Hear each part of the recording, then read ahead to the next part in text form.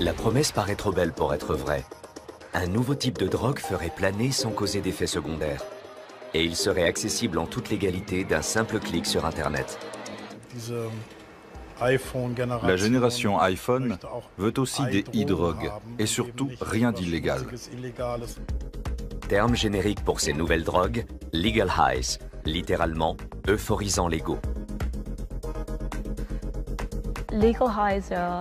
Les euphorisants légaux sont comme un kaléidoscope qui démultiplie les difficultés de régulation de l'usage des drogues dans notre société. C'est à la fois un leurre et l'avenir du marché de la drogue. Que cache l'appellation euphorisants légaux? Et sont-ils vraiment dangereux? Pourquoi est-il aussi facile de s'en procurer sur le net? Et quelle est l'ampleur du phénomène?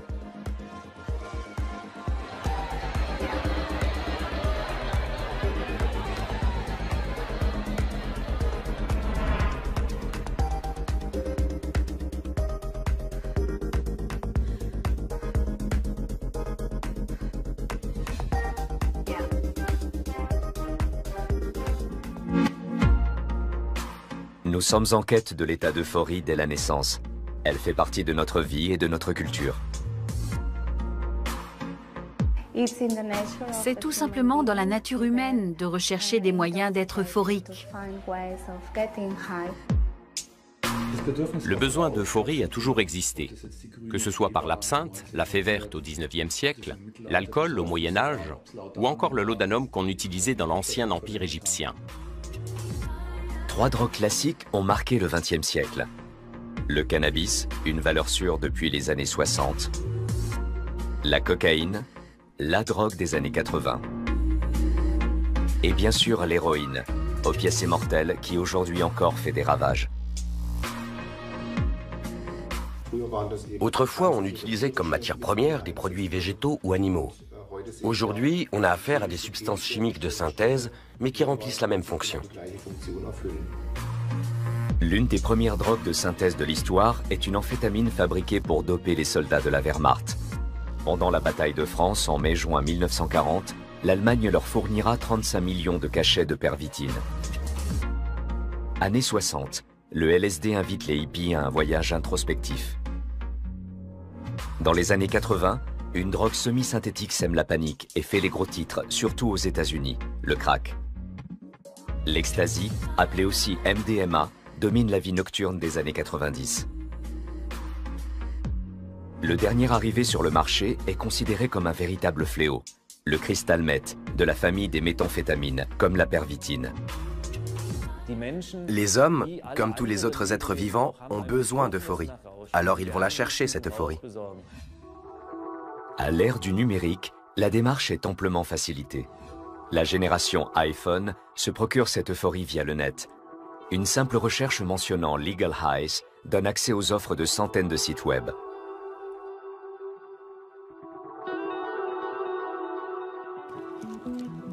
Avec leur emballage coloré, les petits sachets d'euphorisants légaux ont tout pour séduire les jeunes consommateurs. On en trouve même sur Amazon.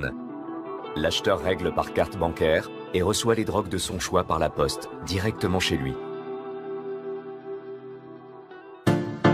Ces substances chimiques accessibles légalement peuvent pourtant détruire des vies. Stephen Geyer travaille pour le musée du chanvre de Berlin. Il souhaite informer sur le chanvre tant sur son usage textile que récréatif. Le jeune homme est un représentant de la culture des drogues classiques. Il s'intéresse depuis plusieurs années aux euphorisants légaux.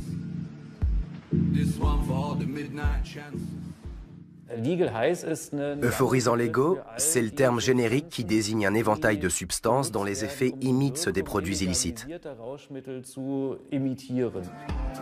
Autrement dit, il s'agit de copies des drogues classiques, mais qui échappent aux législations européennes sur les stupéfiants. Le problème, c'est que seules les substances répertoriées peuvent être interdites. Or, il suffit de modifier légèrement la structure moléculaire d'une substance répertoriée, par exemple en remplaçant un atome de fer par un atome de silicium, pour obtenir une nouvelle substance chimique avec un effet identique. N'étant pas encore répertoriée par la législation, celle-ci est par conséquent légale, tout en ayant des effets euphorisants, d'où l'appellation d'euphorisant légal. Ce phénomène touche l'Europe comme l'ensemble de la planète. Même en France, où la politique sur les stupéfiants est plus répressive qu'ailleurs, on peut acheter ces substances légalement, dans des magasins ou sur Internet. Le docteur Laurent Carilla connaît bien leurs effets potentiels. Ce spécialiste des addictions travaille à l'hôpital Paul Brousse de Villejuif. Legal highs, un terme marketé pour faire oublier la réalité de la toxicomanie. On les appelle legal highs, mais c'est hypocrite, hein. C'est illegal highs normalement. Par exemple, moi j'ai été alerté en 2008, je travaille depuis 2008 sur ces produits-là, par des patients à moi qui étaient issus du milieu festif homosexuel et qui faisaient des parties sexuelles et aussi qui faisaient des parties musicales. C'était ça. Et c'est eux qui m'ont dit, attention docteur, il y a des nouvelles drogues, la méphédrone, elle est là. La méphédrone, un stimulant aux effets similaires à ceux de la cocaïne, n'est pas resté longtemps cantonné au milieu festif. D'autres nouvelles drogues ont depuis conquis le marché. Fini les petits trafics risqués des dealers dans la pénombre. Internet est arrivé.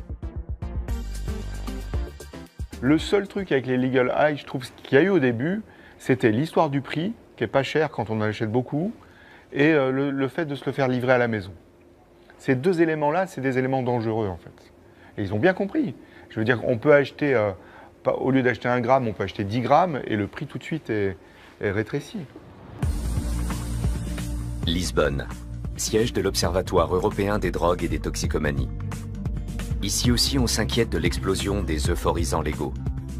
Comment cette agence appréhende-t-elle des substances qui s'autoproclament non illicites, mais dont les effets sont tout aussi dévastateurs que ceux des produits interdits? Analyste et chimiste, Ana Gallegos dirige l'équipe de 5 personnes en charge de cette question.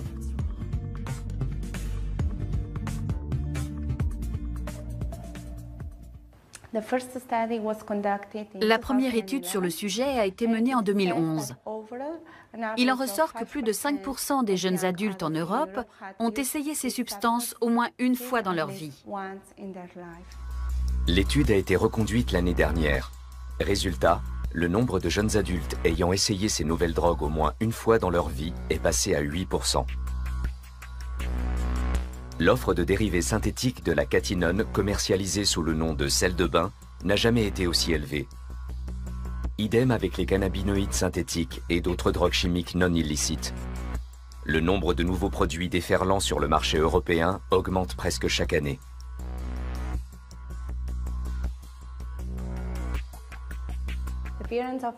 L'apparition de nouvelles drogues au sein de l'Union européenne a sensiblement augmenté l'an dernier. Elles ont désormais leur niche de marché.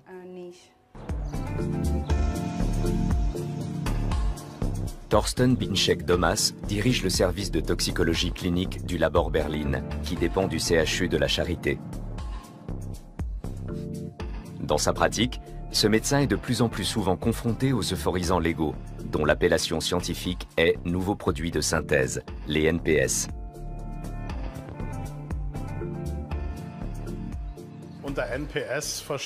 L'appellation NPS, qui désigne les nouvelles substances psychoactives, ne renseigne pas sur leur statut légal.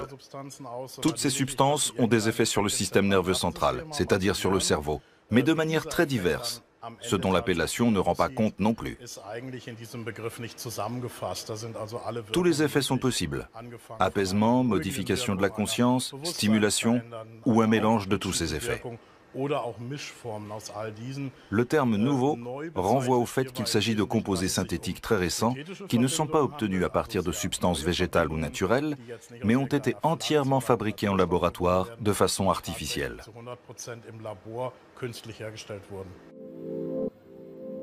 Dans ce monde merveilleux de l'euphorie chimique, les fabricants essaient d'imiter les effets des drogues traditionnelles telles que le cannabis. Mais les NPS sont bien souvent beaucoup plus agressifs qu'elles. On dispose désormais d'études qui montrent que certaines de ces substances sont 40 fois plus puissantes que le THC, le principe actif du cannabis. L'effet sur une personne qui est complètement novice peut être si intense qu'elle va être sujette à des hallucinations particulièrement importantes. Les gens voient des choses qui n'existent pas, ils entendent des voix, sont plongés dans de grands états d'anxiété, ont peur de perdre la raison parce qu'ils n'arrivent pas à gérer cette modification de la perception, n'ayant aucune expérience. Autrement dit, le cerveau n'a pas intégré ce mécanisme de compensation qui lui permettrait de gérer, si l'on peut dire, cette modification de son état de service.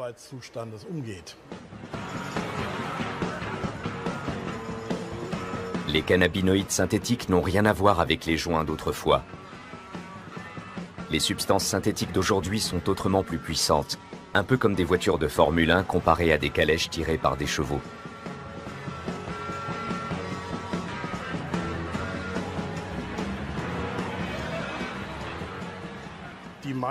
Monkeys Go Banana ou Tropical Car Perfume ne sont pas des parfums pour voiture, il n'y a pas de petits sapins parfumés à l'intérieur.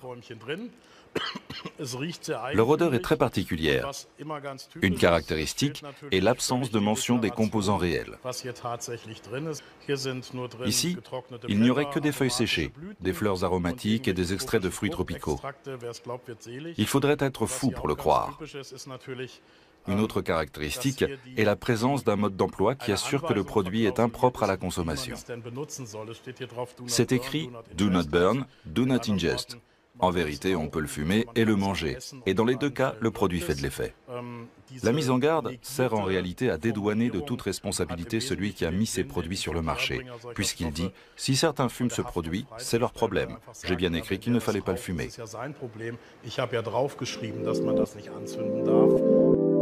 La plupart des NPS se fument comme le cannabis, se sniffent comme la cocaïne ou s'injectent après avoir été chauffés comme l'héroïne. Mais quel est leur effet ? C'est difficile à expliquer à quelqu'un qui n'a jamais pris de drogue. Pour moi, ça se passe comme ça. On a une montée, comme si on était propulsé par une fusée. Ça tient peut-être une demi-heure. Après, c'est la dégringolade. Et c'est tellement brutal qu'on en reprend pour pouvoir repartir aussitôt. Les usagers des NPS se recrutent dans le milieu traditionnel des drogues dures, mais surtout dans le milieu festif, soirées, concerts ou festivals. La prise de produits suit souvent un calendrier bien précis. La prise de substances psychoactives suit souvent une véritable chorégraphie du week-end. Les usagers planifient très précisément quand ils vont prendre telle ou telle substance afin d'être toujours dans l'ambiance du moment. On prend un psychostimulant quand on fait la fête, qu'il faut être extraverti, et quand il faut ralentir le rythme, on prend un tranquillisant pour se détendre, pour se relaxer, parce qu'on veut être fatigué, se blottir dans un coin, manger quelque chose. Il y a donc une sorte d'agenda de la drogue. Les gens savent précisément quand ils doivent prendre telle ou telle substance. Ils connaissent la durée d'action des produits, ils connaissent leurs réactions individuelles, ils savent aussi quel mélange fonctionne bien et quel mélange risque de ne pas fonctionner. Il a fallu quelques années avant que ce savoir se répande parmi les usagers. Petit retour sur l'histoire des nouveaux produits de synthèse.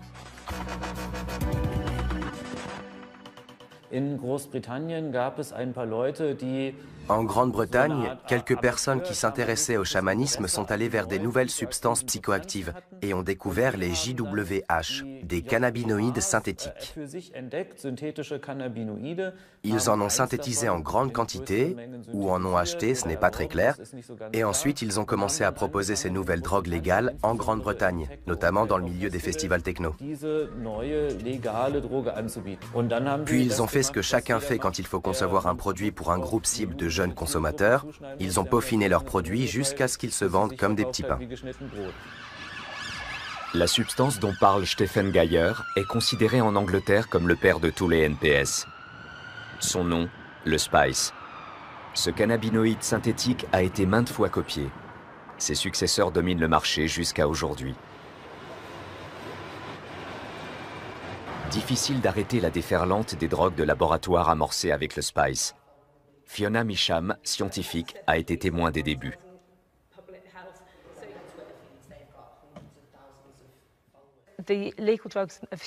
Les euphorisants légaux ont toujours été un moyen de contourner la politique et les contrôles législatifs sur les stupéfiants au Royaume-Uni. Mais je pense que l'une des raisons de l'engouement pour les euphorisants légaux, à cette époque-là et dans ce pays-là précisément, est que les drogues illicites avaient un degré de pureté très faible ou étaient très difficiles à obtenir. Ces deux éléments combinés ont fait qu'il y a eu un déplacement de la demande de l'ecstasy et de la cocaïne vers les euphorisants légaux. Fiona Measham a travaillé dans de nombreux clubs londoniens, où elle a assisté à l'émergence du spice. Après les premiers cas d'overdose, de psychose et de décès, les médias britanniques se sont emparés du sujet. Les effets nocifs de cette substance apparemment inoffensive ont soudain fait les choux gras de la presse populaire. Mais au lieu de décourager les consommateurs potentiels, ces révélations ont attisé leur curiosité et de plus en plus de jeunes ont goûté à cette nouvelle drogue miracle, à la réputation sulfureuse.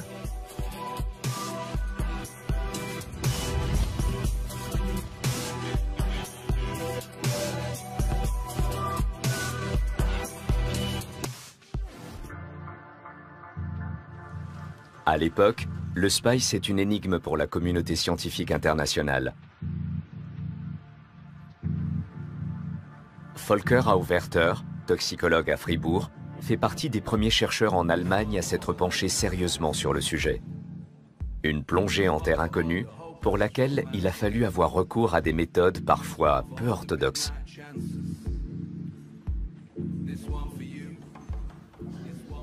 Le problème était que nous n'arrivions à identifier aucune substance du produit que nous avions commandé. Nous nous sommes donc demandé s'il ne s'agissait pas d'un placebo sans principe actif. Afin de lever le doute et de vérifier rapidement s'il s'agissait oui ou non d'un placebo, nous avons décidé d'en fumer un peu et de voir si le produit faisait de l'effet ou pas.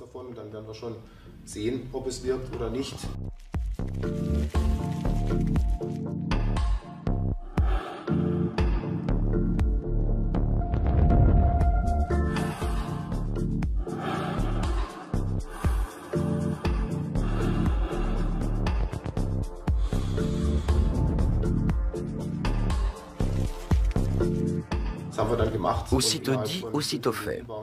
Et en l'espace de 5 minutes, nous savions que le produit contenait un principe actif. Nous savions aussi, vu la quantité consommée, qui était relativement faible, que l'effet ne pouvait en aucun cas provenir des herbes soi-disant contenues dans le produit.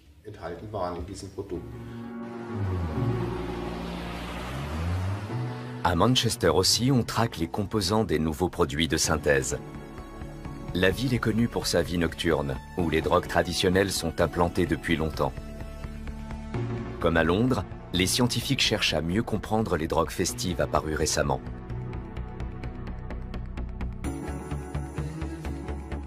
Oliver Sutcliffe est pharmacologue. Il a été l'un des premiers à s'intéresser scientifiquement à la problématique des NPS. Il est aujourd'hui considéré comme l'un des meilleurs experts dans ce domaine. J'étais en train de lire dans le métro un article à propos du succès au Royaume-Uni des nouvelles substances psychoactives, les euphorisants légaux. Comme l'article mentionnait quelques noms chimiques, j'ai regardé si des articles avaient déjà été publiés sur le sujet. En épluchant la littérature scientifique, je me suis aperçu que rien n'avait été publié. Il y avait donc une lacune sur le marché. Aucune méthode n'avait été développée pour isoler les composants. Leur composition chimique, de même que leur pharmacologie et leur biologie, restaient mal comprises. De toute évidence, il y avait une lacune. Pour les profanes, la synthèse de psychotropes à partir de substances chimiques de base peut s'avérer compliquée. Pour les chimistes comme Oliver Sutcliffe, en revanche, la fabrication de nouveaux produits de synthèse n'est pas difficile. Le pharmacologue a déjà copié bon nombre de ces produits à des fins scientifiques.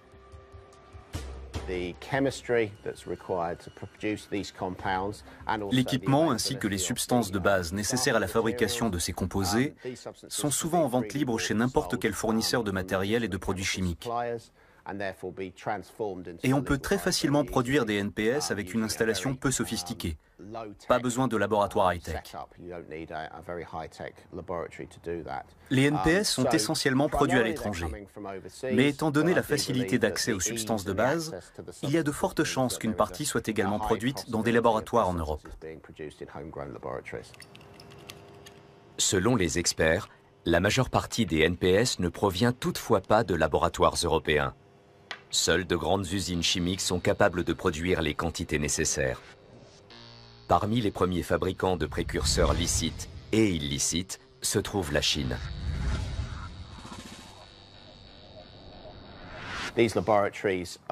Ces laboratoires produisent de grandes quantités de substances, probablement de l'ordre de plusieurs sacs par jour.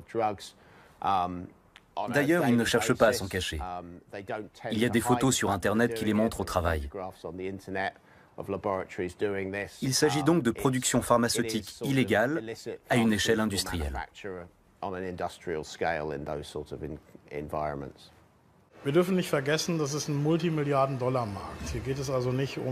Ne perdons pas de vue que c'est un marché qui se chiffre en milliards de dollars. Il ne s'agit pas de petits bénéfices et de quelques pilules à la sauvette, mais bel et bien d'une fabrication et d'une distribution à une échelle industrielle, très professionnelle, qui opère sur l'ensemble de la planète. Nous avons donc affaire à des usines chimiques de grande envergure qui disposent d'un savoir-faire considérable. Quand on voit à quelle vitesse apparaissent de nouvelles substances de synthèse entièrement inédites, il est évident qu'il doit y avoir des départements de recherche et développement suffisamment importants et compétents pour alimenter en continu l'offre en nouvelles substances psychoactives.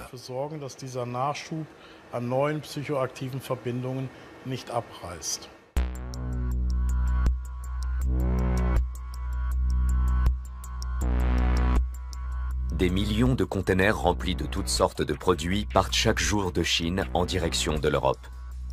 Ce flux incessant de marchandises maintient en vie notre système économique, mais aussi le trafic international de stupéfiants. Car entre les innombrables biens de consommation se trouvent les principes actifs des NPS, déclarés par exemple en tant que talc ou oxyde de titane.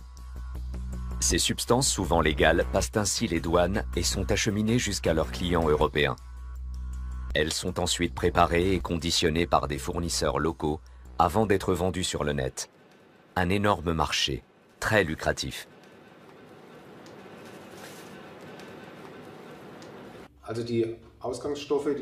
Les précurseurs utilisés pour les mélanges peuvent souvent s'acheter au kilo à un prix qui tourne généralement autour de 3, 4, peut-être 5 000 $ le kilogramme. Sachant qu'il ne faut généralement que quelques milligrammes de principe actif par dose, et qu'un petit sachet de mélange à fumer n'en contient par exemple que 10 à 50 milligrammes, sans tout au plus, on voit que l'investissement est hautement rentable.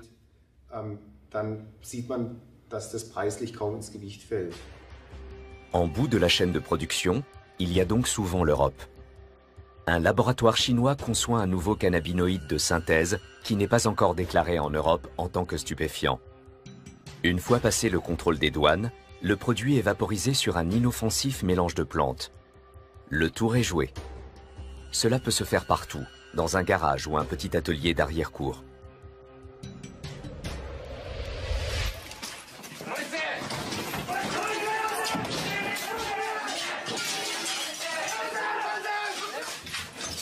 Nul ne sait combien de petits laboratoires il existe vraiment en Europe.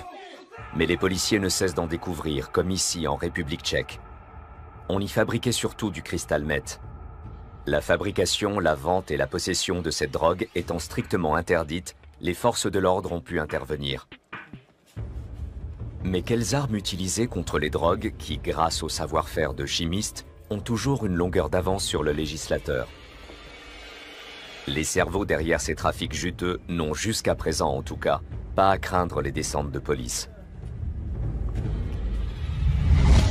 De toute évidence, cette activité est très rentable pour certains trafiquants, qui peuvent engranger d'importants bénéfices à partir d'un investissement minime. Presque comme dans un supermarché, les fabricants proposent leurs produits aux emballages séduisants à des consommateurs souvent jeunes. Avec leurs noms marrants et leurs emballages colorés, ces produits font davantage penser à des bonbons qu'à des substances illégales, dangereuses, repoussantes, qu'on sort à la va-vite d'une poche de pantalon. Ces produits sont commercialisés comme des millions d'autres produits. Autrement dit, ils perdent un peu de leur statut de substance dangereuse et difficile d'accès pour devenir des articles de consommation courante, comme le dentifrice. Des emballages colorés, d'apparence anodine, bien loin de la réalité de certains consommateurs des nouveaux produits de synthèse qui finissent par tomber dans l'addiction.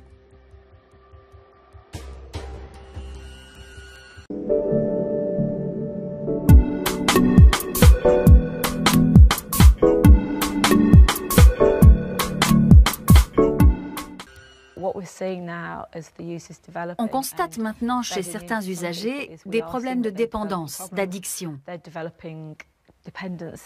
Et s'ils arrêtent la drogue, ils présentent un syndrome de manque. Les cannabinoïdes de synthèse, surtout, posent de graves problèmes. C'est très préoccupant. Ces produits sont à la fois extrêmement puissants et très bon marché. Les cannabinoïdes de synthèse sont vendus sur le net en tant que mélange de plantes. Les vendeurs savent parfaitement comment appâter les primo-consommateurs. 40 minutes de défonce assurée. Alternative parfaite à la marijuana. Ce mélange d'herbes à fumer offre un trip fantastique.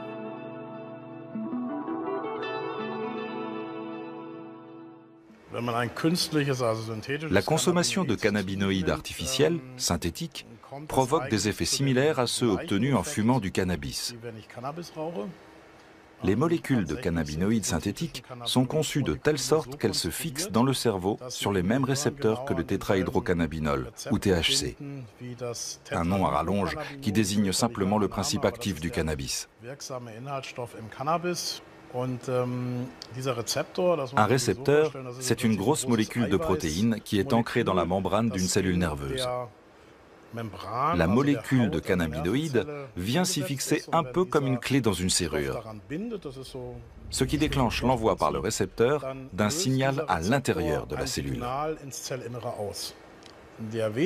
Mais la différence, et elle est de taille, c'est que les cannabinoïdes synthétiques, ou tout du moins certains d'entre eux, produisent en se fixant sur le récepteur un effet beaucoup plus puissant que le THC biologique.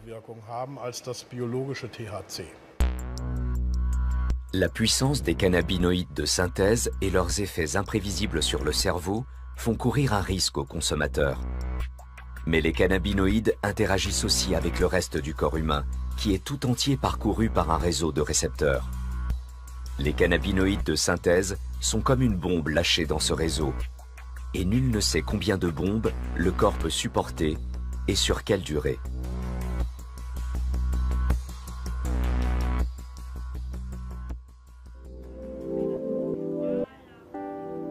Retour à l'hôpital Paul Brousse de Villejuif.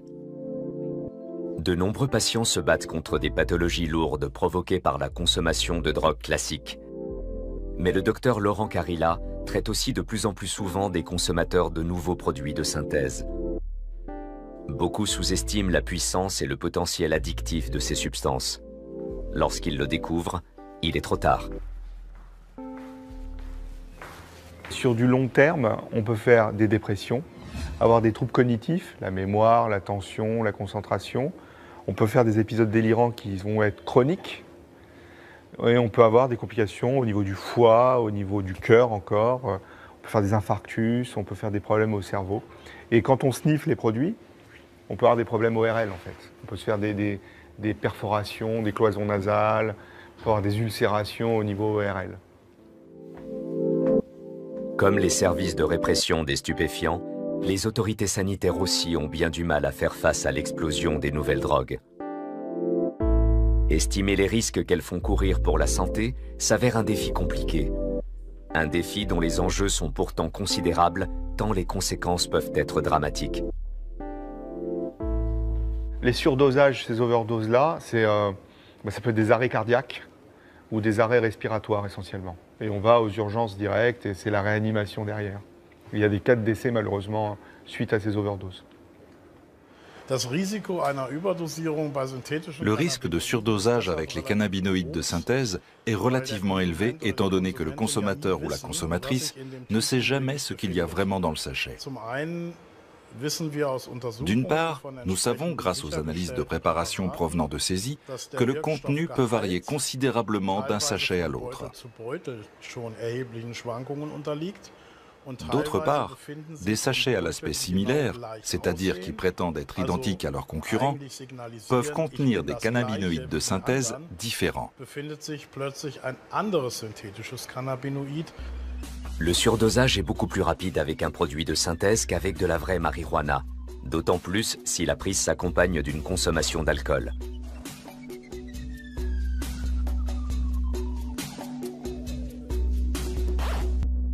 C'est pour obtenir ce genre d'informations que de nombreux consommateurs consultent Internet.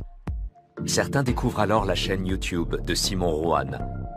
Le jeune homme vit dans les environs de Munich et met en ligne de courtes vidéos qu'il tourne lui-même sur les avantages et inconvénients de diverses drogues, de l'ecstasy à la cocaïne, en passant par le cannabis.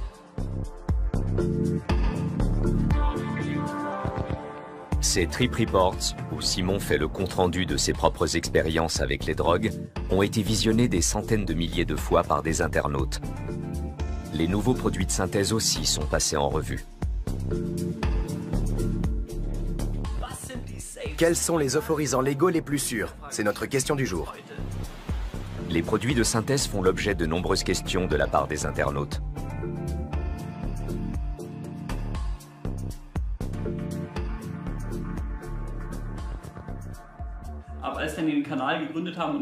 Depuis le début de la chaîne, on me sollicite tout le temps pour que je fasse telle ou telle vidéo. Et je suis toujours surpris du nombre de personnes qui m'écrivent, du genre « Yo, fais-nous une vidéo sur les legal highs, j'ai essayé le couch trip, tu peux nous montrer quel effet ça fait sur toi ?» Du coup, je leur réponds que perso, ça ne m'intéresse pas d'essayer et que je ferai peut-être une vidéo dessus, mais pas à partir de ma propre expérience. La défiance de Simon rejoint celle de nombreux consommateurs qui, sur ces forums, échangent leur expérience sur les NPS.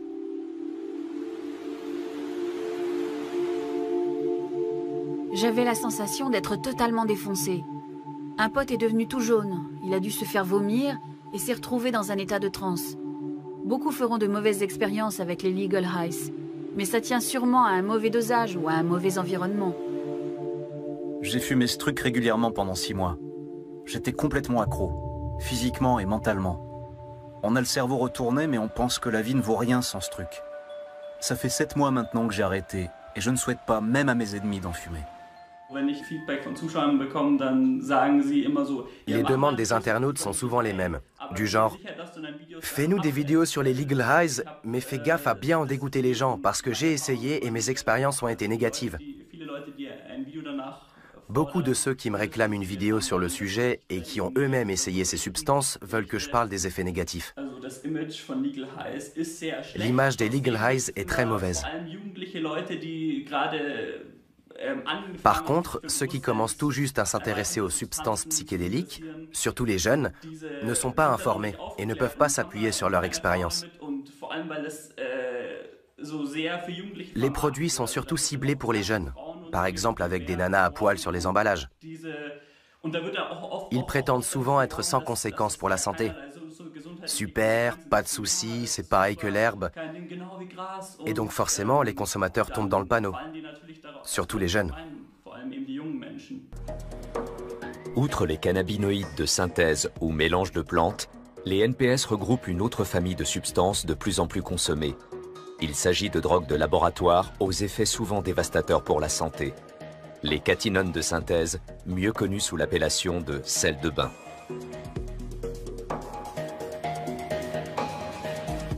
Le terme de sel de bain a été utilisé un peu comme un code. Mais le produit que l'on achète sous cette appellation n'a évidemment rien à voir avec de vrais sels de bain, sauf qu'il est blanc et se présente sous forme de cristaux. Ce qui se cache derrière, ce sont généralement des stimulants. Comparé par exemple à l'Allemagne ou aux Pays-Bas, la France est l'un des pays européens où la législation en matière de stupéfiants est la plus répressive. Non répertoriés, les nouveaux produits de synthèse échappent cependant aux poursuites. De nombreux patients du docteur Carilla se sont tournés vers les sels de bain, considérés comme une alternative plus sûre que les drogues dures. La méphédrone, elle se comporte comme la drogue méthamphétamine, donc avec des effets plutôt stimulants, l'euphorie, etc. Et comme il y a eu des cas d'essai, cette drogue a été interdite. Mais, sans exagérer, 1 minute après, sur Internet, circulaient d'autres drogues. Et il y a d'autres drogues qui sont très à la mode. Il y a la MDPV. La MDPV, elle se comporte exactement comme la cocaïne. Vous avez d'autres drogues comme la méthylone. La méthylone, c'est vraiment... Méthylone, c'est l'image en miroir de la MDMA. Elle se comporte comme la MDMA. Et là, il y en a une récente qui a fait un peu de bruit aux États-Unis, qui s'appelle Flakka, qui est l'alpha-PVP. Et en fait, ça donne des troubles du comportement importants, de la paranoïa, on peut se suicider, et on peut avoir des troubles du comportement bizarres, comme il y a eu des cas où les gens se mettent nus dans la rue, à courir, à crier.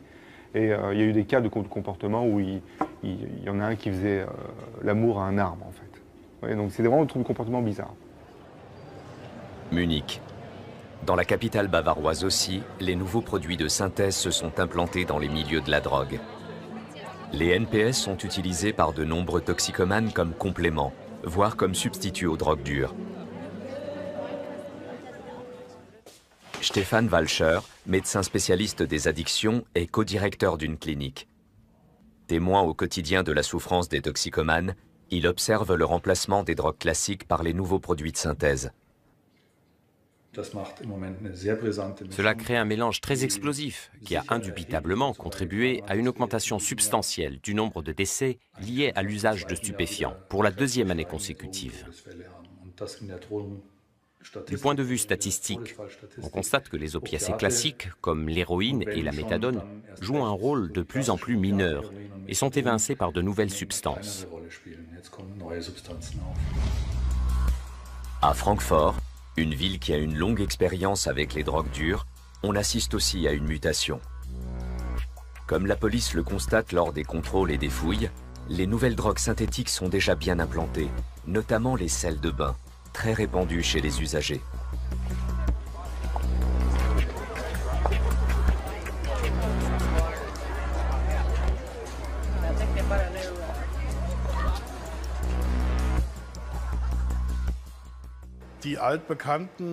Les substances psychotropes traditionnelles ont un problème d'image, particulièrement chez les consommateurs les plus jeunes.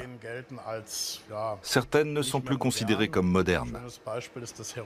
Un bon exemple, c'est l'héroïne. Les jeunes usagers associent l'héroïne à la toxicomanie, à la dépendance, à la déchéance physique. Or, dans un monde où l'apparence prime de plus en plus, ce ne sont pas de bons arguments marketing. Retour à Munich. De nombreux patients de Stefan Walcher sont toxicomanes depuis plusieurs années. Comment perçoivent-ils le succès des sels de bain? J'ai l'impression que les sels de bain ont remplacé le reste, que les autres produits ne jouent plus qu'un rôle marginal. C'est l'impression que j'ai quand je vais dans le milieu, et ce n'était pas le cas il y a encore quelques années. Aujourd'hui, il faut avoir du bol pour dégoter autre chose que des sels de bain. Ils ont un gros potentiel addictif.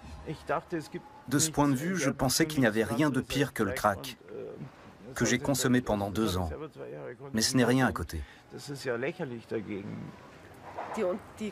ce que je vois, les consommateurs sont plus agressifs et plus imprévisibles. Et je dirais aussi plus effrayants aux yeux d'un non-consommateur. En général, les sommes qu'ils viennent vous taxer sont minimes.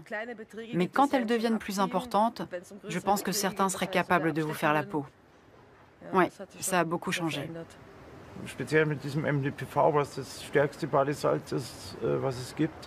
La MDPV est le sel de bain le plus puissant qui existe.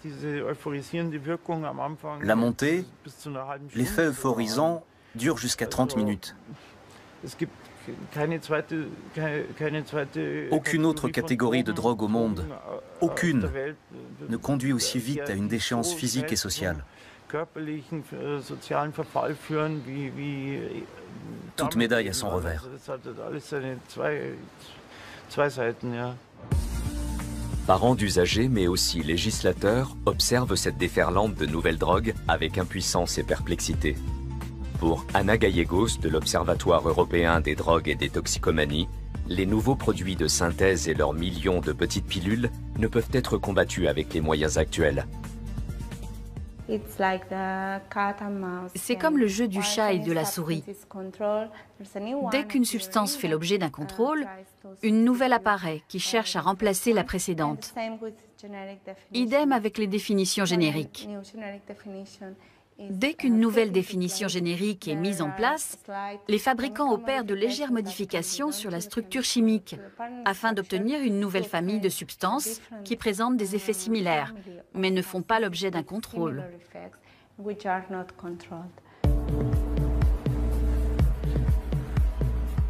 À Berlin, Thorsten Binczek-Domas part comme chaque jour à la chasse. Il analyse des substances inconnues ou des échantillons fournis par la médecine légale.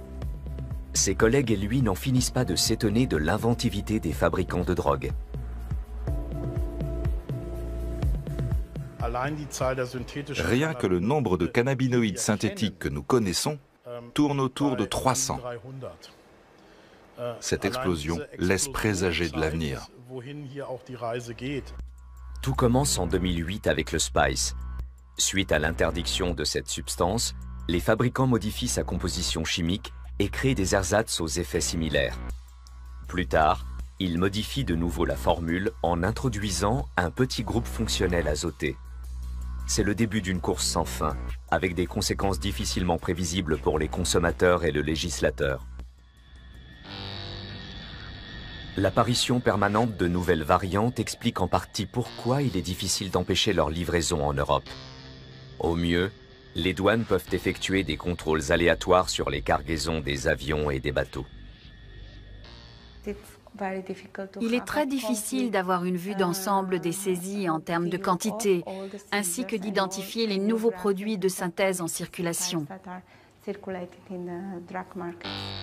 Les scanners ne détectent généralement pas les nouveaux produits de synthèse.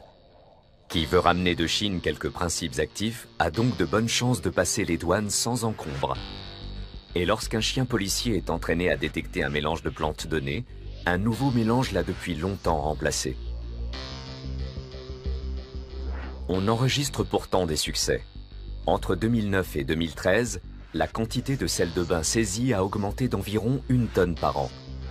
Des saisies plus importantes, mais aussi plus fréquentes. Un contrôle sur un peu plus de 10 000 s'est avéré positif. Les cannabinoïdes synthétiques aussi ont été davantage confisqués. Cette augmentation signifie-t-elle que le trafic se développe?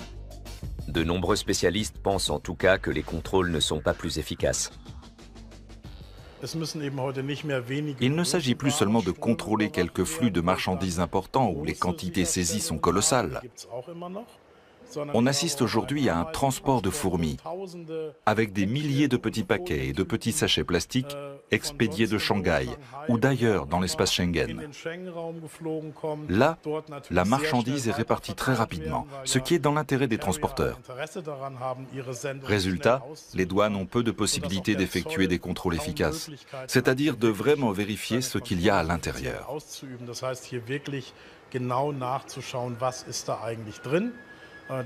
Les services douaniers manquent de personnel et de technologie.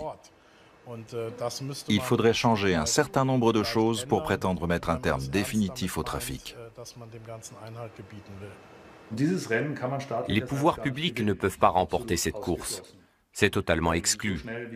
Un procureur ne pourra jamais être aussi rapide qu'un trafiquant qui peut changer en un rien de temps quelques groupes d'une molécule.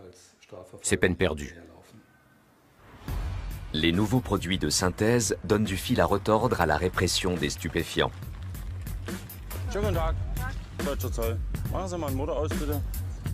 Car s'il est quasiment impossible de détecter ces substances et de les retirer du marché, comment prouver qu'un individu en a consommé? Que se passe-t-il si une personne commet un crime ou est impliquée dans un accident de la circulation sous l'influence de ces nouveaux produits de synthèse?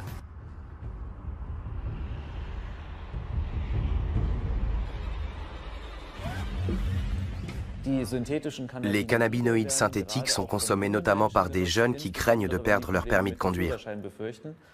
Ils savent que les tests rapides de la police peuvent détecter des traces de marijuana fumées jusqu'à une semaine auparavant.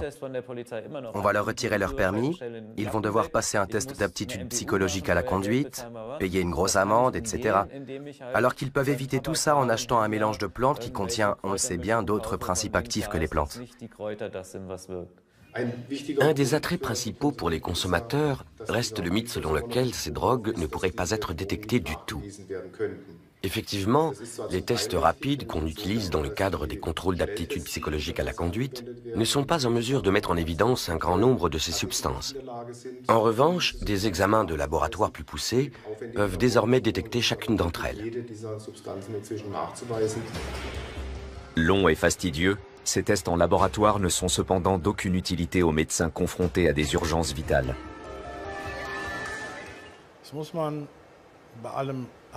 Malgré le désir de toute puissance de la médecine, on est bien obligé d'admettre qu'on ne sait pas quoi faire de ces patients.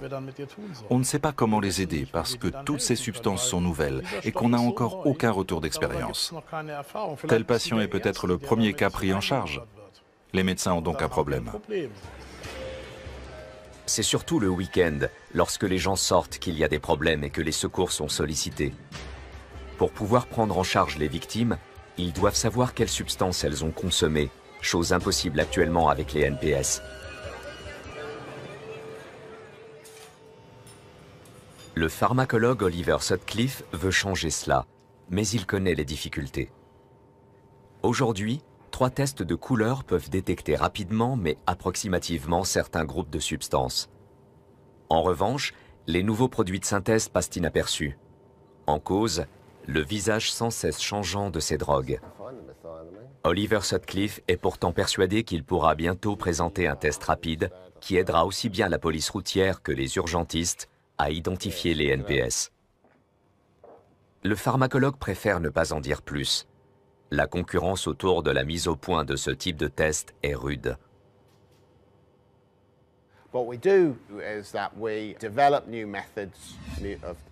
Nous développons de nouvelles méthodes de détection permettant une utilisation soit sur le terrain, soit en laboratoire, destinées à identifier les classes de composés, ce qui n'est pas forcément aisé avec les techniques standards.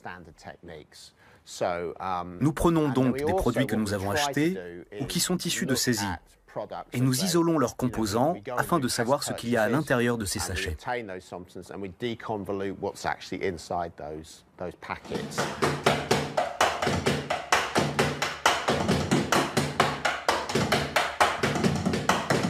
Retour chez le youtubeur Simon Rohan, qui explique le succès des nouveaux produits de synthèse.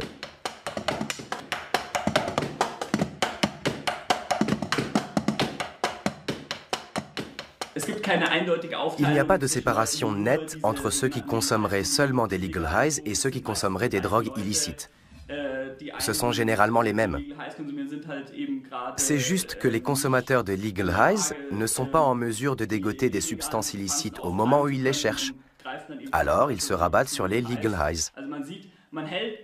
Mais interdire ces drogues n'empêche pas les gens d'en prendre. Ça les empêche juste de prendre un type de drogue donné à un moment donné.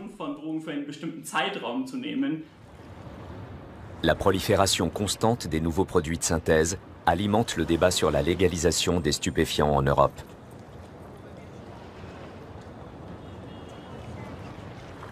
Ana Gallegos a son avis sur la façon dont nos sociétés européennes devraient gérer l'engouement pour ces nouvelles substances.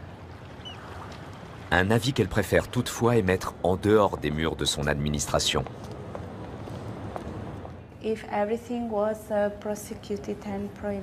La prohibition et le tout répressif constitueraient une approche très coûteuse, qui de plus n'apporterait pas les résultats escomptés. Chaque substance présente une dangerosité qui lui est propre. Je pense qu'il est important de proposer un éventail de mesures adaptées à chacune d'entre elles, selon son potentiel de nocivité.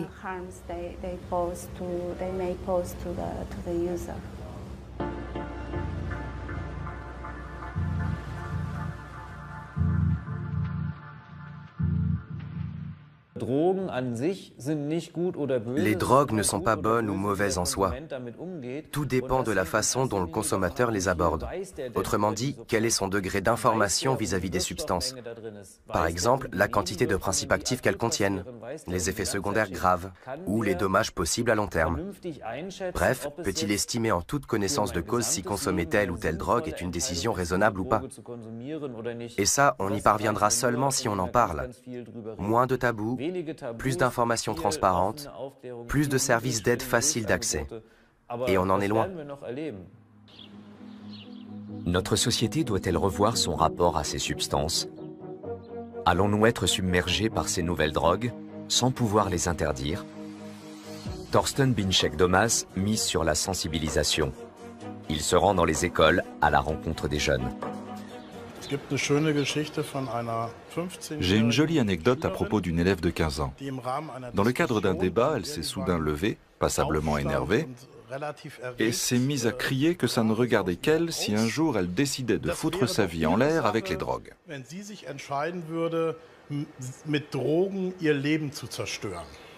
Il y a eu un murmure de protestation parmi ses camarades, qui avaient le même âge qu'elle. Tous ne partageaient visiblement pas son avis. L'argument asséné était « ça ne regarde que moi ». Je lui ai répondu « d'accord, mais seulement si vous nous signez au préalable un papier qui dit que nous ne devons pas vous aider, que vos parents ne vous aiment pas et que les autres personnes de votre entourage ne s'intéressent plus à vous. Vous ne devez pas oublier que ce n'est pas un one-woman show, mais que le développement d'une addiction est aussi une tragédie sociale. Une tragédie qui pourrait s'étendre et s'aggraver si le combat européen contre les nouveaux produits de synthèse n'est pas mené de façon plus efficace et plus ciblée.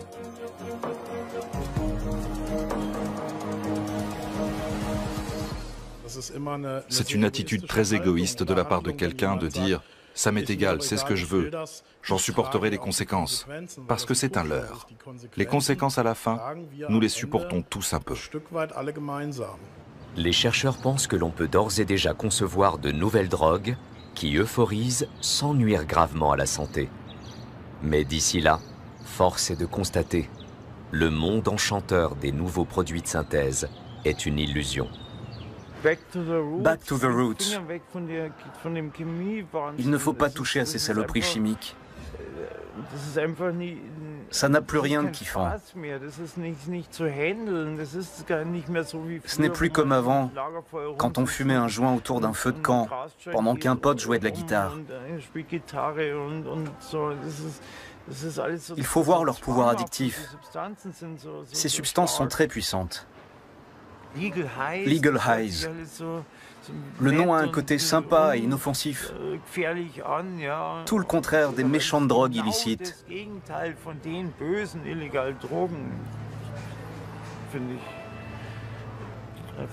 Mais n'y touchez pas.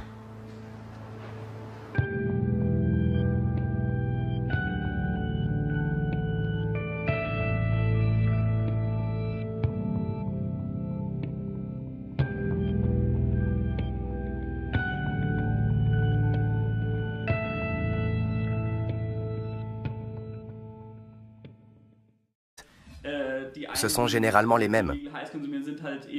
C'est juste que les consommateurs de Legal Highs ne sont pas en mesure de dégoter des substances illicites au moment où ils les cherchent. Alors, ils se rabattent sur les Legal Highs. Mais interdire ces drogues n'empêche pas les gens d'en prendre. Ça les empêche juste de prendre un type de drogue donné à un moment donné. La prolifération constante des nouveaux produits de synthèse alimente le débat sur la légalisation des stupéfiants en Europe.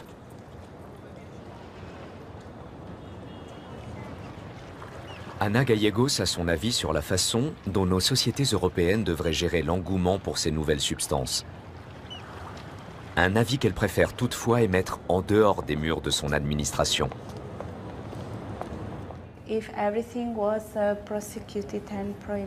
La prohibition et le tout répressif constitueraient une approche très coûteuse, qui de plus n'apporterait pas les résultats escomptés. Chaque substance présente une dangerosité qui lui est propre. Je pense qu'il est important de proposer un éventail de mesures adapté à chacune d'entre elles, selon son potentiel de nocivité.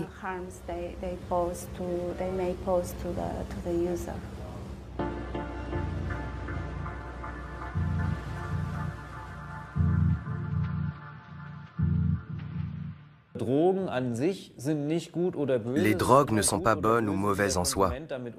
Tout dépend de la façon dont le consommateur les aborde. Autrement dit, quel est son degré d'information vis-à-vis des substances. Par exemple, la quantité de principes actifs qu'elles contiennent, les effets secondaires graves ou les dommages possibles à long terme. Bref, peut-il estimer en toute connaissance de cause si consommer telle ou telle drogue est une décision raisonnable ou pas? Et ça, on y parviendra seulement si on en parle. Moins de tabous, plus d'informations transparentes, plus de services d'aide faciles d'accès. Et on en est loin. Notre société doit-elle revoir son rapport à ces substances? Allons-nous être submergés par ces nouvelles drogues, sans pouvoir les interdire? Thorsten Binchek-Domas mise sur la sensibilisation. Il se rend dans les écoles à la rencontre des jeunes. J'ai une jolie anecdote à propos d'une élève de 15 ans. Dans le cadre d'un débat, elle s'est soudain levée, passablement énervée, et s'est mise à crier que ça ne regardait qu'elle si un jour elle décidait de foutre sa vie en l'air avec les drogues.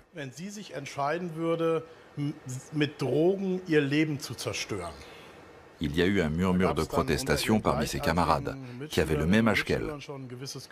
Tous ne partageaient visiblement pas son avis. L'argument asséné est... Les cannabinoïdes de synthèse sont vendus sur le net en tant que mélange de plantes. Les vendeurs savent parfaitement comment appâter les primo-consommateurs. 40 minutes de défonce assurée. Alternative parfaite à la marijuana. Ce mélange d'herbes à fumer offre un trip fantastique.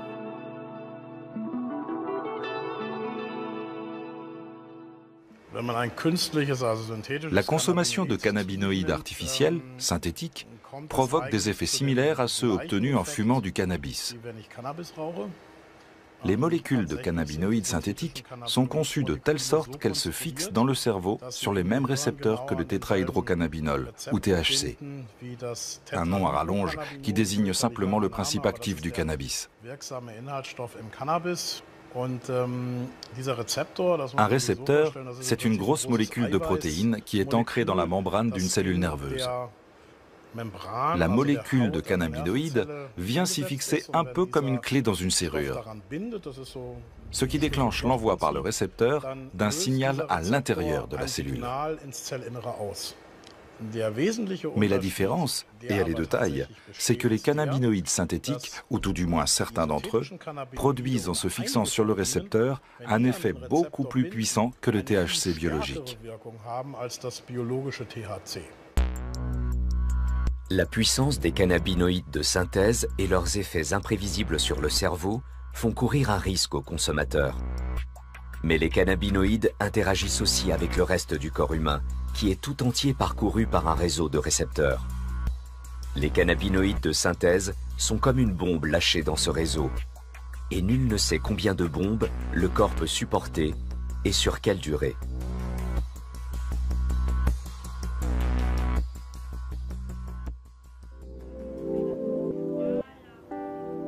Retour à l'hôpital Paul Brousse de Villejuif.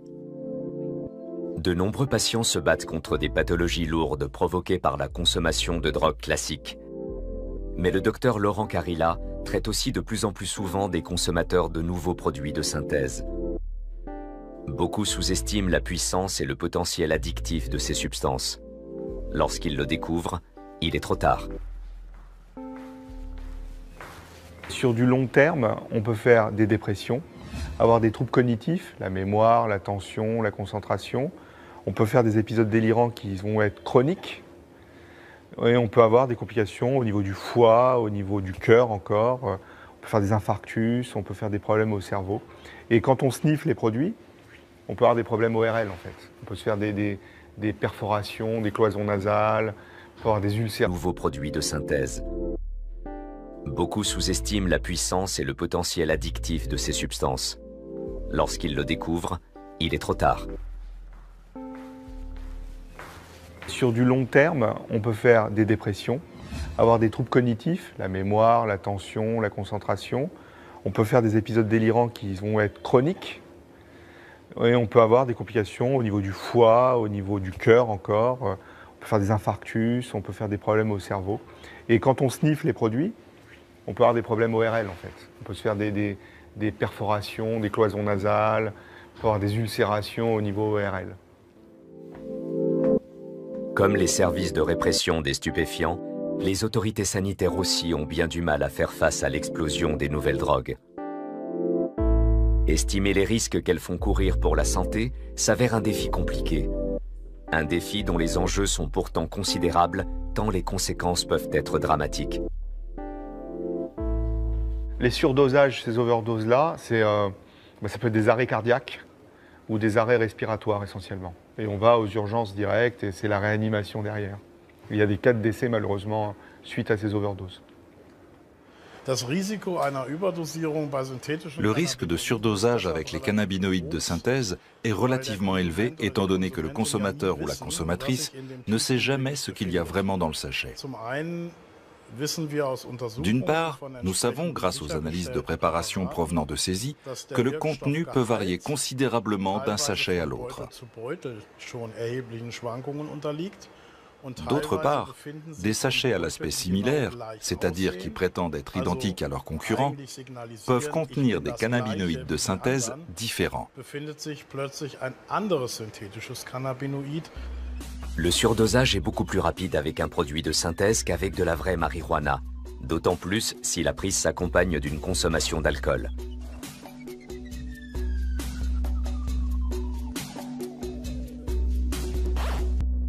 C'est pour obtenir ce genre d'informations que de nombreux consommateurs consultent Internet. Certains découvrent alors la chaîne YouTube de Simon Rohan. Le jeune homme vit dans les environs de Munich et met en ligne de courtes vidéos qu'il tourne lui-même sur les avantages et inconvénients de diverses drogues, de l'ecstasy à la cocaïne, en passant par le cannabis. Ces Trip Reports, où Simon fait le compte-rendu de ses propres expériences avec les drogues, ont été visionnés des centaines de milliers de fois par des internautes. Les nouveaux produits de synthèse aussi sont passés en revue. Quels sont les euphorisants légaux les plus sûrs? C'est notre question du jour. Les produits de synthèse font l'objet de nombreux sels de bain, n'a jamais été aussi élevé. Idem avec les cannabinoïdes synthétiques et d'autres drogues chimiques non illicites. Le nombre de nouveaux produits déferlant sur le marché européen augmente presque chaque année.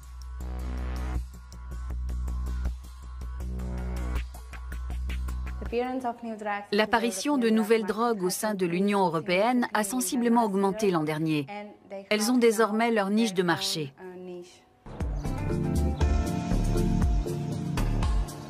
Thorsten Binczek-Domas dirige le service de toxicologie clinique du Labor Berlin, qui dépend du CHU de la Charité. Dans sa pratique, ce médecin est de plus en plus souvent confronté aux euphorisants légaux, dont l'appellation scientifique est nouveaux produits de synthèse, les NPS.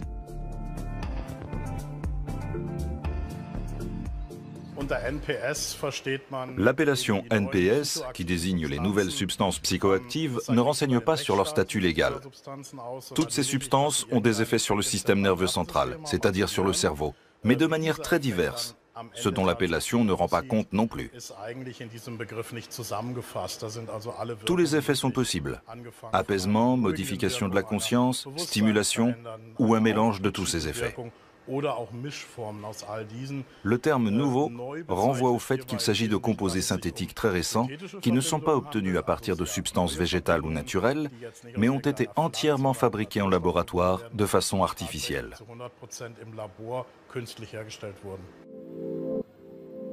Dans ce monde merveilleux de l'euphorie chimique, les fabricants essaient d'imiter les effets des drogues traditionnelles telles que le cannabis. Mais les NPS sont bien souvent beaucoup plus agressifs qu'elles. On dispose désormais d'études qui montrent que certaines de ces substances sont 40 fois plus puissantes que le THC, le principe actif du cannabis. L'effet sur une personne qui est complètement novice peut être si intense qu'elle va être sujette à des hallucinations particulièrement importantes.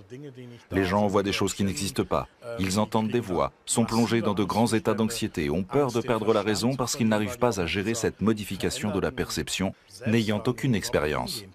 Autrement dit, le cerveau n'a pas intégré ce mécanisme de compensation qui lui permettrait de gérer, si l'on peut dire, cette modification de son état de service.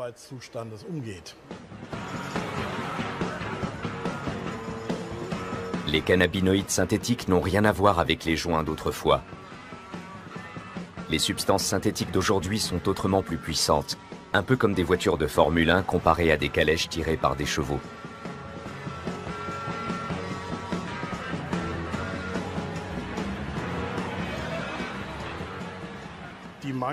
Monkeys Go Banana ou Tropical. Sachant qu'il ne faut généralement que quelques milligrammes de principe actif par dose et qu'un petit sachet de mélange à fumer n'en contient par exemple que 10 à 50 milligrammes, sans tout au plus, on voit que l'investissement est hautement rentable.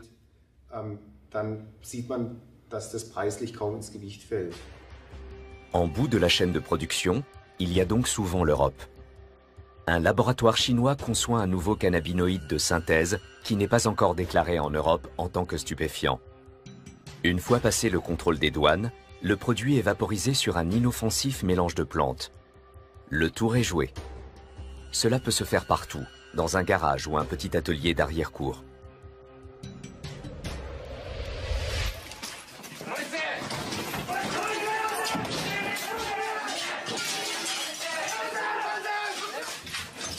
Nul ne sait combien de petits laboratoires il existe vraiment en Europe. Mais les policiers ne cessent d'en découvrir, comme ici en République tchèque. On y fabriquait surtout du cristal meth. La fabrication, la vente et la possession de cette drogue étant strictement interdites, les forces de l'ordre ont pu intervenir.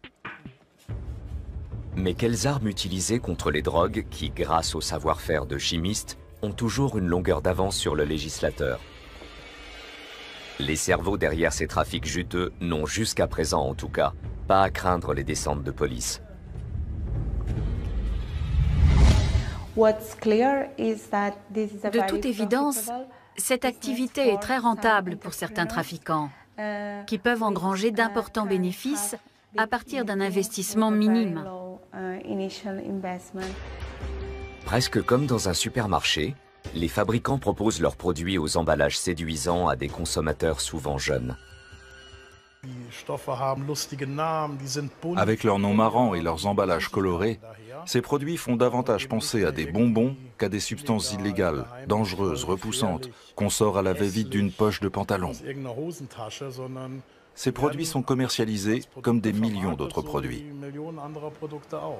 Autrement dit, ils perdent un peu de leur statut de substance dangereuse et difficile d'accès pour devenir des articles de consommation courante, comme le dentifrice. Des emballages colorés, d'apparence anodine, bien loin de la réalité de certains consommateurs des nouveaux produits de synthèse qui finissent par tomber dans l'addiction.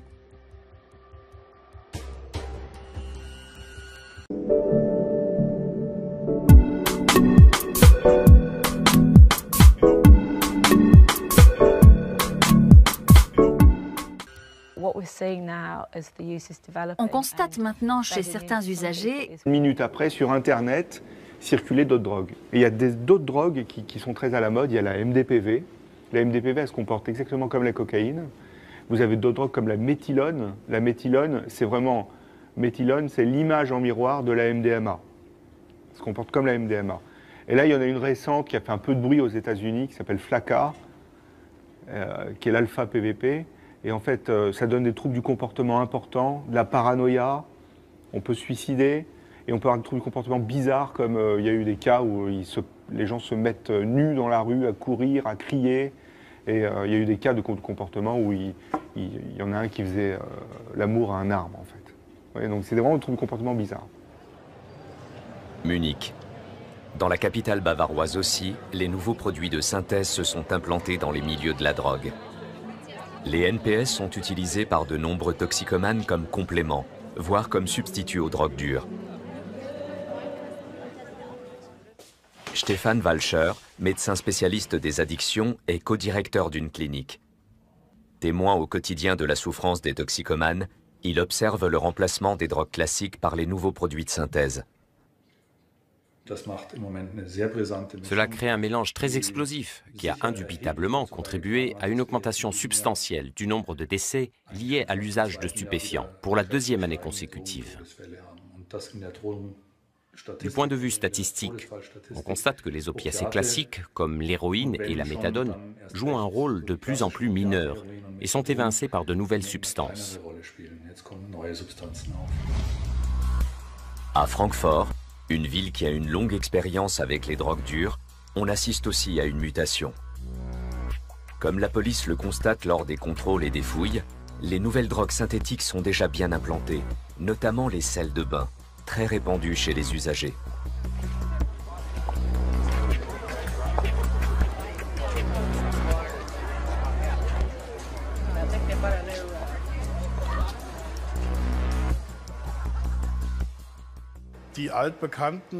Les substances psychotropes traditionnelles ont un problème d'image, particulièrement chez les consommateurs les plus jeunes. Certaines ne sont plus considérées comme modernes. Un bon exemple, c'est l'héroïne. Les jeunes usagers associent l'héroïne à la toxicomanie, à la dépendance, à la déchéance physique. Or, dans un monde où l'apparence prime de plus en plus, ce ne sont pas de bons arguments marketing. Retour à Munich. De nombreux patients de Stefan Walcher sont toxicomanes depuis plusieurs années. Comment perçoivent-ils le succès des sels de bain? J'ai l'impression que les sels de bain ont remplacé le reste, que les autres produits ne jouent plus qu'un rôle marginal.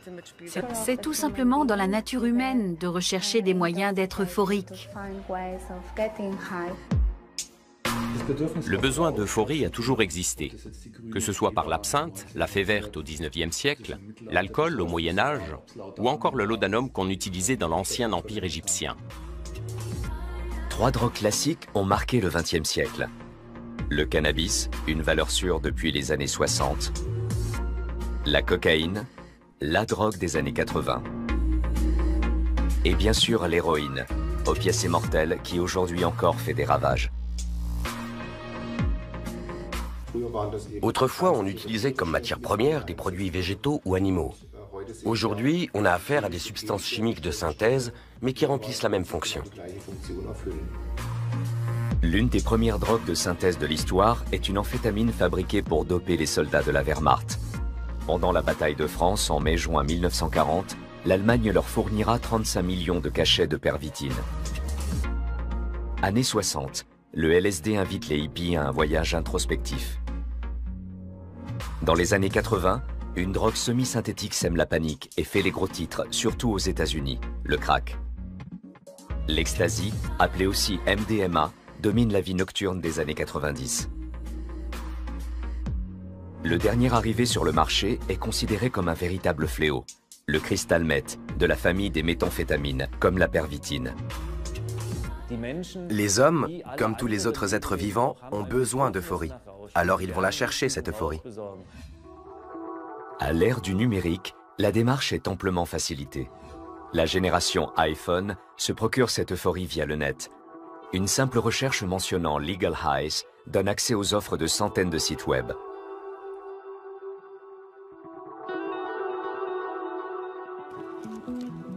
Avec leur emballage coloré, les petits sachets d'euphorisants légaux ont tout pour séduire les jeunes consommateurs. On en trouve même sur Amazon. L'acheteur règle par carte bancaire et reçoit les drogues de son choix par la poste, directement chez lui. Ces substances chimiques accessibles légalement peuvent pourtant détruire des vies. Stephen Geyer travaille pour le musée du chanvre de Berlin. Il souhaite informer sur le chanvre tant sur son usage textile que récréatif. Le jeune homme est un représentant de la culture des drogues classiques. Il s'intéresse depuis plusieurs années aux euphorisants légaux.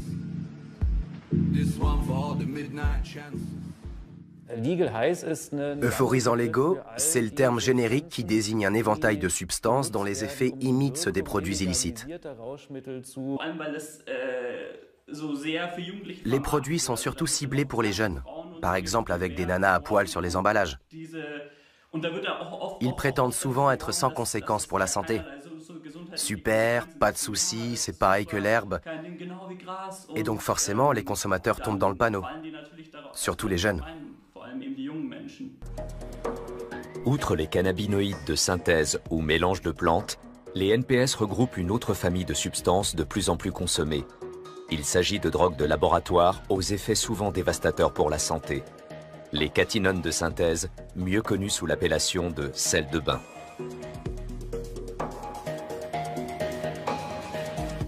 Le terme de sel de bain a été utilisé un peu comme un code.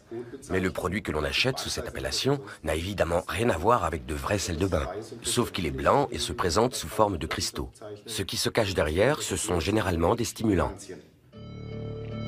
Comparé par exemple à l'Allemagne ou aux Pays-Bas, la France est l'un des pays européens où la législation en matière de stupéfiants est la plus répressive.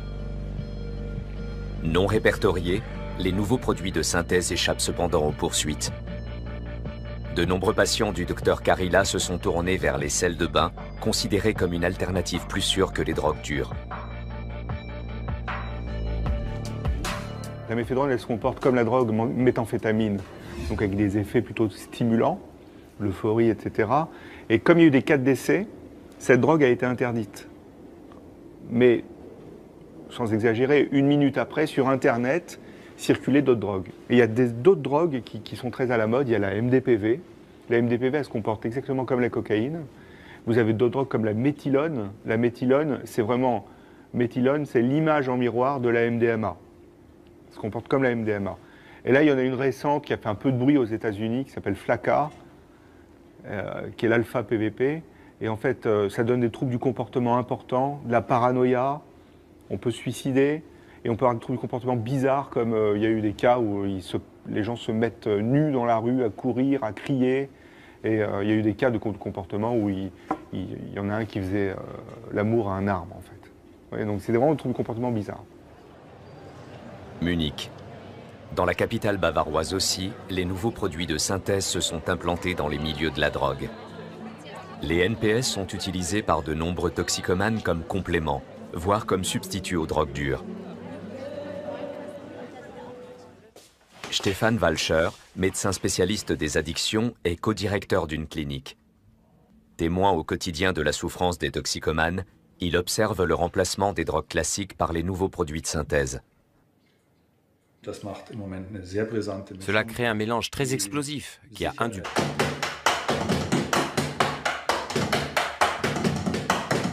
Retour chez le youtubeur Simon Rohan, qui explique le succès des nouveaux produits de synthèse.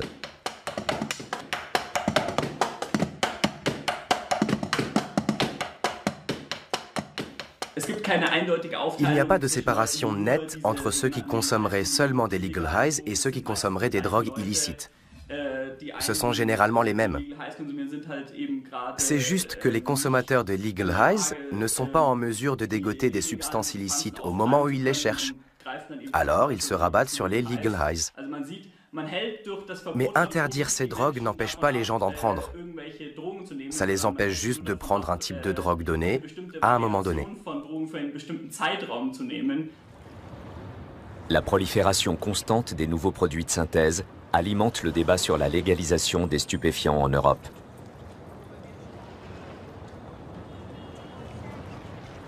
Anna Gallegos a son avis sur la façon dont nos sociétés européennes devraient gérer l'engouement pour ces nouvelles substances. Un avis qu'elle préfère toutefois émettre en dehors des murs de son administration.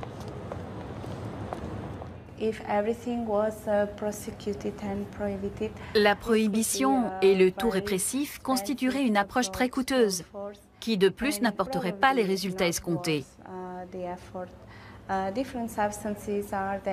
Chaque substance présente une dangerosité qui lui est propre. Je pense qu'il est important de proposer un éventail de mesures adaptées à chacune d'entre elles, selon son potentiel de nocivité.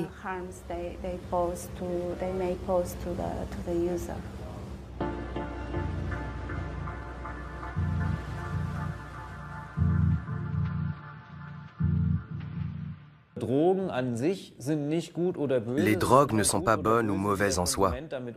Tout dépend de la façon dont le consommateur les aborde. Autrement dit, quel est son degré d'information vis-à-vis des substances. Par exemple, la quantité de principes actifs qu'elles contiennent, les effets secondaires graves ou les dommages possibles à long terme. Bref, peut-il estimer en toute connaissance de cause si consommer telle ou telle drogue est une décision raisonnable ou pas? Et ça, on y parviendra seulement si on en parle. Moins de tabous, plus d'informations transparentes, plus de services d'aide faciles d'accès. Et on en est loin. Notre société doit-elle revoir son rapport à ces substances? Allons-nous être submergés par ces nouvelles drogues, sans pouvoir les interdire? Thorsten Binchek-Domas mise sur la sensibilisation. Il se rend dans les écoles à la rencontre des jeunes. J'ai une jolie anecdote à propos d'une élève de 15 ans. Dans le cadre d'un débat, Ces deux éléments-là, c'est des éléments dangereux, en fait. Et ils ont bien compris. Je veux dire, on peut acheter, au lieu d'acheter 1 gramme, on peut acheter 10 grammes, et le prix tout de suite est rétréci. Lisbonne, siège de l'Observatoire européen des drogues et des toxicomanies. Ici aussi, on s'inquiète de l'explosion des euphorisants légaux. Comment cette agence appréhende-t-elle des substances qui s'autoproclament non illicites, mais dont les effets sont tout aussi dévastateurs que ceux des produits interdits? Analyste et chimiste, Ana Gallegos dirige l'équipe de 5 personnes en charge de cette question.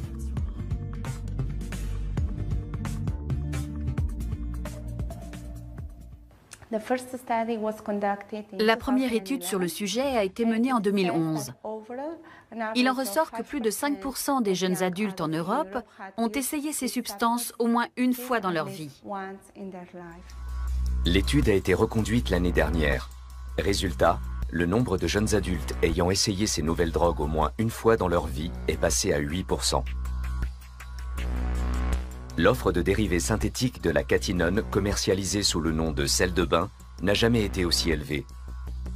Idem avec les cannabinoïdes synthétiques et d'autres drogues chimiques non illicites.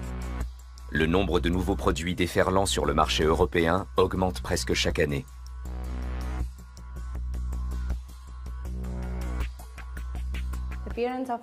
L'apparition de nouvelles drogues au sein de l'Union européenne a sensiblement augmenté l'an dernier. Elles ont désormais leur niche de marché.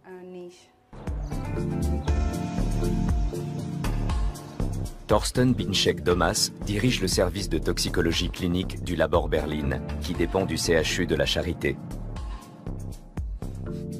Dans sa pratique, ce médecin est de plus en plus souvent confronté aux euphorisants légaux, dont l'appellation scientifique est nouveaux produits de synthèse, les NPS.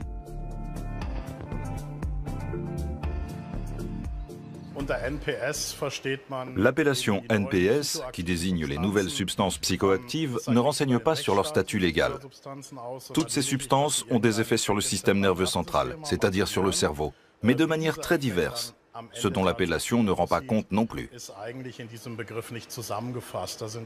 Tous les effets sont possibles. Apaisement, modification de la conscience, stimulation ou un mélange de tous ces effets. Le terme nouveau renvoie au fait qu'il s'agit de composés synthétiques très récents qui ne sont pas obtenus à partir de substances végétales ou naturelles, mais ont été entièrement fabriqués en laboratoire de façon artificielle.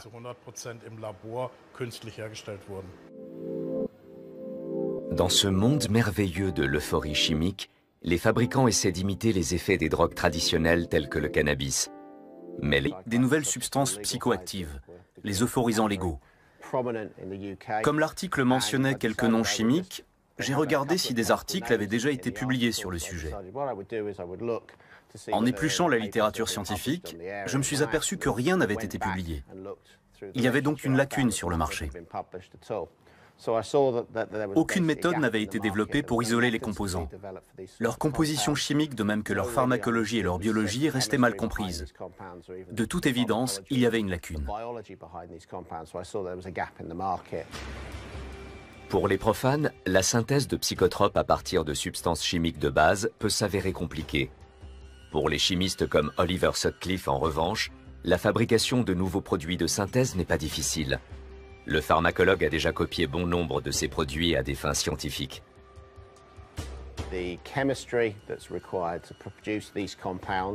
L'équipement ainsi que les substances de base nécessaires à la fabrication de ces composés sont souvent en vente libre chez n'importe quel fournisseur de matériel et de produits chimiques. Et on peut très facilement produire des NPS avec une installation peu sophistiquée. Pas besoin de laboratoire high-tech. Les NPS sont essentiellement produits à l'étranger. Mais étant donné la facilité d'accès aux substances de base, il y a de fortes chances qu'une partie soit également produite dans des laboratoires en Europe. Selon les experts, la majeure partie des NPS ne provient toutefois pas de laboratoires européens. Seules de grandes usines chimiques sont capables de produire les quantités nécessaires. Parmi les premiers fabricants de précurseurs licites et illicites se trouve la Chine.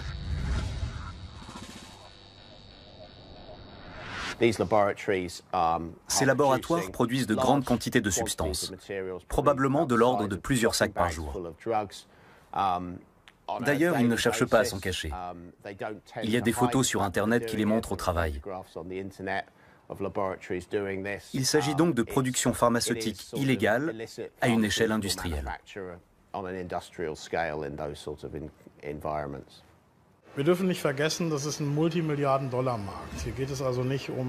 Ne perdons pas de vue que c'est un marché qui se chiffre en milliards de dollars. Il ne s'agit pas de petits bénéfices et de quelques pilules à la sauvette, mais bel et bien d'une fabrication et d'une distribution à une échelle industrielle, très professionnelle, qui opère sur l'ensemble de la planète. Nous avons donc affaire à des usines chimiques de grande envergure qui disposent d'un savoir-faire considérable. Quand on voit à quelle vitesse apparaissent de nouvelles substances de synthèse entièrement inédites, il est évident qu'il doit y avoir des départements de recherche et développement suffisamment importants et compétents pour alimenter en continu l'offre en nouvelles substances. Des traces de marijuana fumées jusqu'à une semaine auparavant. On va leur retirer leur permis, ils vont devoir passer un test d'aptitude psychologique à la conduite, payer une grosse amende, etc. Alors qu'ils peuvent éviter tout ça en achetant un mélange de plantes qui contient, on le sait bien, d'autres principes actifs que les plantes.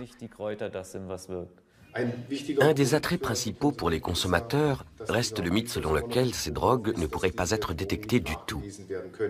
Effectivement, les tests rapides qu'on utilise dans le cadre des contrôles d'aptitude psychologique à la conduite ne sont pas en mesure de mettre en évidence un grand nombre de ces substances.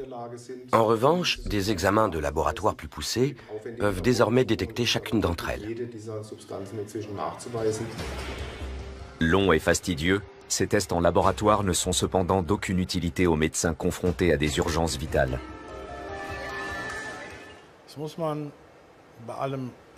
Malgré le désir de toute puissance de la médecine, on est bien obligé d'admettre qu'on ne sait pas quoi faire de ces patients.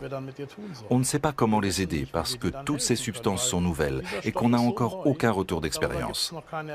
Tel patient est peut-être le premier cas pris en charge. Les médecins ont donc un problème. C'est surtout le week-end, lorsque les gens sortent, qu'il y a des problèmes et que les secours sont sollicités. Pour pouvoir prendre en charge les victimes, ils doivent savoir quelles substances elles ont consommées, chose impossible actuellement avec les NPS.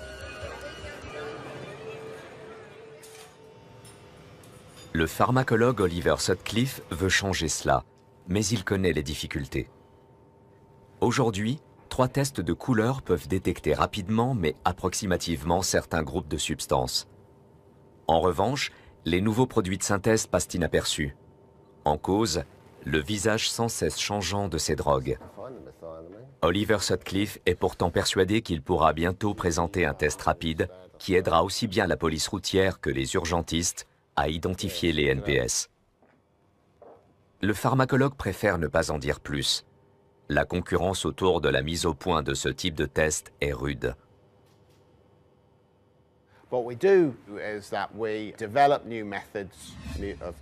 Nous développons de nouvelles méthodes de détection permettant une utilisation soit sur le terrain, soit en laboratoire, destinées à identifier les classes de composés, ce qui n'est pas forcément aisé avec les techniques standards.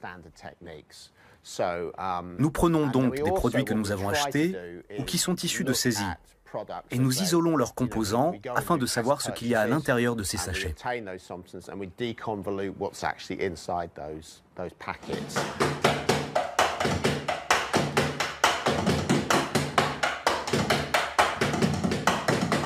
Retour chez le youtubeur Simon Rouen, qui explique le succès des nouveaux produits de synthèse.